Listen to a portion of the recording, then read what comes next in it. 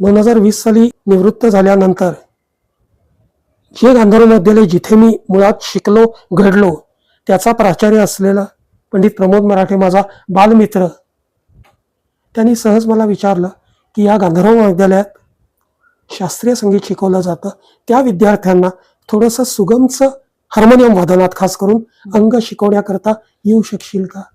तिथे एक गुरुकुल आहे, त्या गुरुकुलात काही विद्यार्थी तिथेच राहून शिकतात, त्यांना शिकवण्यापासून सुरुवात झाली. त्यामुळे गेली 4 वर्ष मी गांधर्व महाविद्यालयात सुगम संगीत हार्मोनियम हे शिकवायचं काम करतो आणि मी फक्त सकाळी तिथे वर्ग घेतो. त्यामुळे नोकरदार व्यक्ती, शालेय कॉलेजचे विद्यार्थी हे खास करून खूप नसतात. त्यामुळे माझे अनेक विद्यार्थी हे माझ्यापेक्षा वयाने बऱ्यापैकी सिनियर आहेत.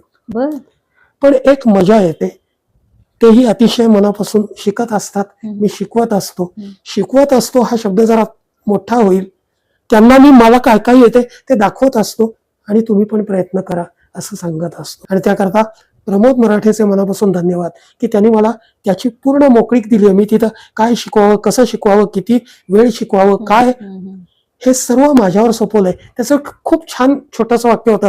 मी आपल्याला त्याला सांगायला गेलो, आता मी असं करीन, आता मी ही वेळ घेईन, आता मी या दिवशी येणार नाही, त्याऐवजी असं करीन तसं. त्यांनी मला गप्प बसवून सांगितलं, हे बघ, जोपर्यंत तुझे विद्यार्थी किंवा या बिल्डिंग मध्ये खाली राहणारी लोक तुझ्या विरुद्ध तक्रारी घेऊन माझ्याकडे येणार नाहीत तोपर्यंत तू काहीही करायला मोकळा आहेस.